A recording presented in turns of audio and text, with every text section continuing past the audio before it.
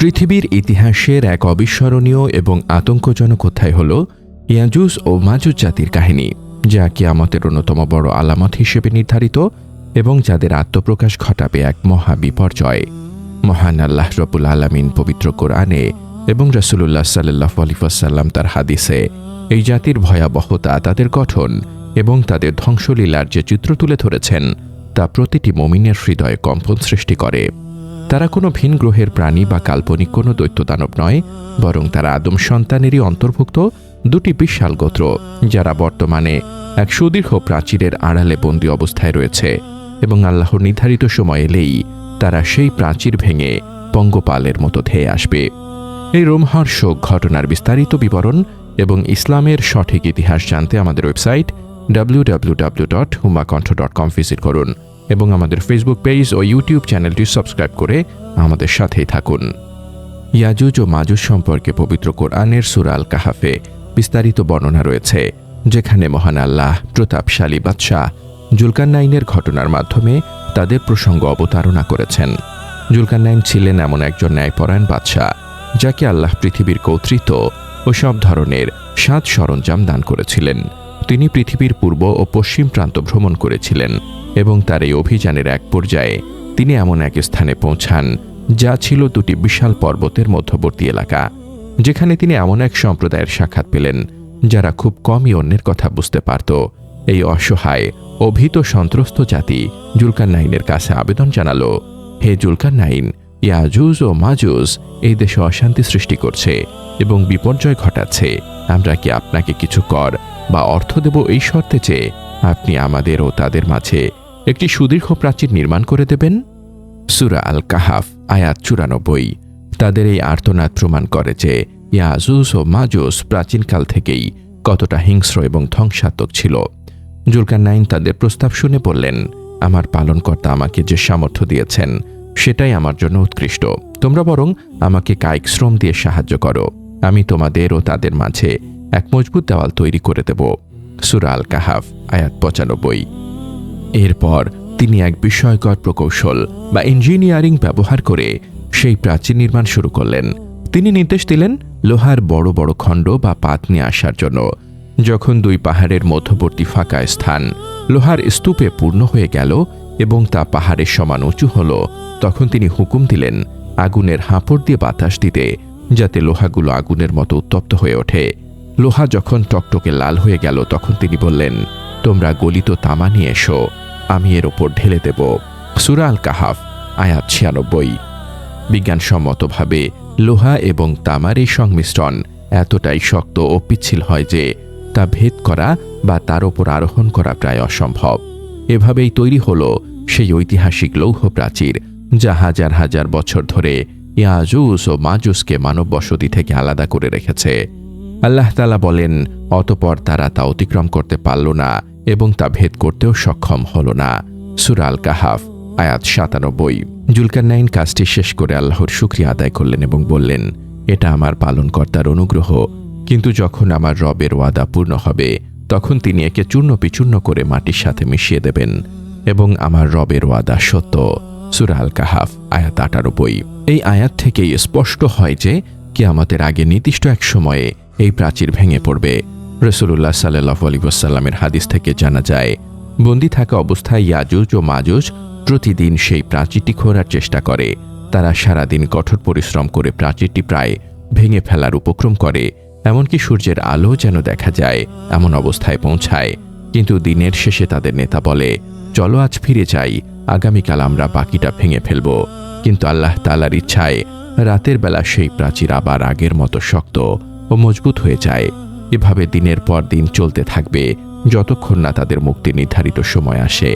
যেদিন আল্লাহ চাইবেন যে তারা বের হয়ে আসুক, সেদিন তারা কাজ শেষে বলবে, ইনশাআল্লাহ আগামীকাল আমরা এটি ভেঙে ফেলব। এই ইনশাআল্লাহ বলার বরকতে পরদিন এসে তারা দেখবে প্রাচীরটি ঠিক তেমনই আছে যেমন তারা রেখে গিয়েছিল। এরপর তারা সহজেই সেই প্রাচীর ভেঙে ফেলবে এবং বন্যার পানির মতো লোকালয়ে প্রবেশ করবে।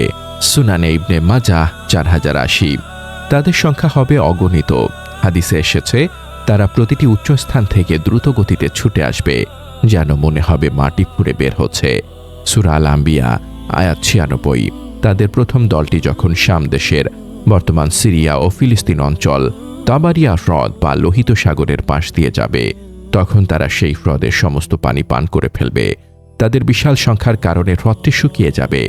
এরপর যখন তাদের শেষ দলটি সেই স্থান অতিক্রম করবে, তারা শুকনো মাটি দেখে বলবে, একসময় মনে হয় এখানে পানি ছিল। সহিহ মুসলিম 2937। তাদের ক্ষুধা ও তৃষ্ণা এতটাই ভয়াবহ হবে যে পৃথিবীর যাবতীয় ফসল, পানি এবং সম্পদ তারা নিঃশেষ করে ফেলবে। মানুষ তাদের ভয়ে শক্তিশালী দুর্গ ও নিরাপদ আশ্রয়ে পালিয়ে যাবে। পৃথিবীর কোনো মানুষ দেখতে না পেয়ে তারা অহংকার ও দম্ভে ফেটে পড়বে আর বলবে, আমরা পৃথিবীবাসীকে হত্যা করেছি, এখন আসমানবাসীকে হত্যা করব। এই বলে তারা আকাশের দিকে তাদের তীর নিক্ষেপ করবে। আল্লাহ তাদের পরীক্ষা করার জন্য সেই তীরগুলোকে রক্তমাখা অবস্থায় ফেরত পাঠাবেন, যাতে তারা মনে করে যে তারা আসমানবাসীকেও হত্যা করতে সক্ষম হয়েছে। এই সময়টি হবে মুসলমানদের জন্য এক চরম পরীক্ষার মুহূর্ত। হযরত ঈসা আলাইহিস সালাম তখন পৃথিবীতে অবস্থান করবেন, কারণ তিনি আগেই দাজ্জালকে হত্যা করেছেন। কিন্তু ইয়াজুজ ও মাজুজের সংখ্যা ও শক্তি এতটাই বেশি হবে যে তাদের সাথে যুদ্ধ করার সামর্থ্য হযরত ঈসা আলাইহিস সালাম এবং তার সঙ্গীদের থাকবে না। আল্লাহ তাআলা ঈসা আলাইহিস সালামকে ওহী পাঠাবেন, আমি আমার এমন এক বান্দা বাহিনী বের করেছি যাদের সাথে যুদ্ধ করার ক্ষমতা কারণেই, তাই আপনি মুমিনদের নিয়ে তুর পর্বতে আশ্রয় নিন। সহিহ মুসলিম 2937। তুর পর্বতে অবরুদ্ধ থাকা অবস্থায় খাদ্য সংকট দেখা দেবে। একটি গরুর মাথা তখন তাদের কাছে 100 দিনারের চেয়েও বেশি মূল্যবান মনে হবে। এই কঠিন পরিস্থিতিতে হযরত ঈসা আলাইহিস সালাম এবং তার সাহাবীগণ আল্লাহর কাছে কায় মনোবাক্যে দোয়া করবেন। আল্লাহ তাদের দোয়া কবুল করবেন এবং ইয়াজুজ ও মাজুজকে ধ্বংস করার জন্য এক অলৌকিক শক্তি প্রেরণ করবেন। আল্লাহ তাদের ঘাড়ে নাগাফ নামক এক ধরনের পোকা বা মহামারী সৃষ্টি করবেন। এই পোকার আক্রমণে তারা সবাই একযোগে একই সময় মৃত্যুবরণ করবে, যেন একটিমাত্র প্রাণী মারা গেল। সকালে উঠে মুমিনরা কোনো শব্দ শুনতে পাবে না।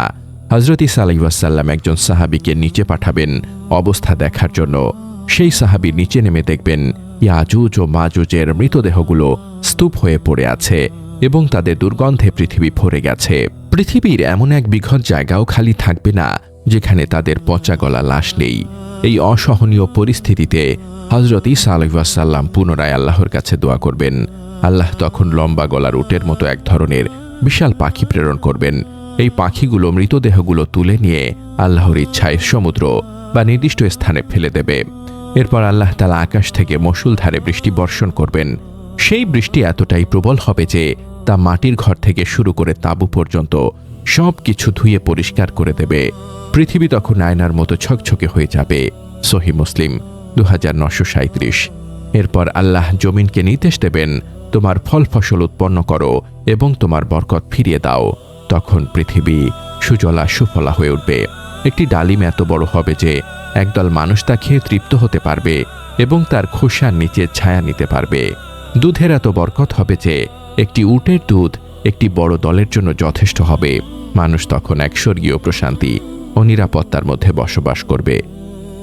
ইয়াজুজ ও মাজুজের এই ঘটনা আমাদের স্মরণ করিয়ে দেয় যে আল্লাহর শক্তি ও পরিকল্পনার সামনে দুনিয়ার কোনো পরাশক্তি টিকতে পারে না। জুলকারনাইনের প্রাচীর যেমন আল্লাহর কুদরতের নিদর্শন, তেমনি তাদের ধ্বংস আল্লাহর কুদরতেই হবে। এই ঘটনা থেকে আমাদের শিক্ষা নিতে হবে যে প্রযুক্তি বা ক্ষমতার বড়াই করে আল্লাহর আযাব থেকে রেহাই পাওয়া সম্ভব নয়। কিয়ামতের এই আলামতগুলো এখন আর কোনো দূরবর্তী কল্পনা নয়, বরং প্রতিটি দিন আমাদের সেই মহাপ্রলয়ের দিকেই নিয়ে যাচ্ছে। ইয়াজুজ ও মাজুজের ফিতনা থেকে বাঁচার জন্য আমাদের ঈমান মজবুত করতে হবে এবং রাসূলুল্লাহ সাল্লাল্লাহু আলাইহি ওয়াসাল্লামের শেখানো আমল ও দোয়ার মাধ্যমে আল্লাহর সাহায্য প্রার্থনা করতে হবে। বিশেষ করে সূরা আল কাহাফ তেলাওয়াত ও তার মর্ম অনুধাবন করা আমাদের জন্য জরুরি, কারণ এতে দাজ্জাল ও শেষ জামানার ফিতনা থেকে মুক্তির পথ বাতলে দেওয়া হয়েছে। আল্লাহ আমাদের সবাইকে সঠিক জ্ঞান দান করুন এবং কিয়ামতের ভয়াবহ ফিতনা থেকে হেফাজত করুন। হে আল্লাহ, আমাদের ঈমানকে সুদৃঢ় করো এবং শেষ জামানার সকল প্রকার ফিতনা, বিশেষ করে ইয়াজুজ ও মাজুজের অনিষ্ট থেকে আমাদের ও আমাদের পরিবারকে হেফাজত করো। আমিন। এই ভিডিওটি ভালো লাগলে লাইক দিন এবং শেয়ার করে অন্যদেরও জানার সুযোগ করে দিন।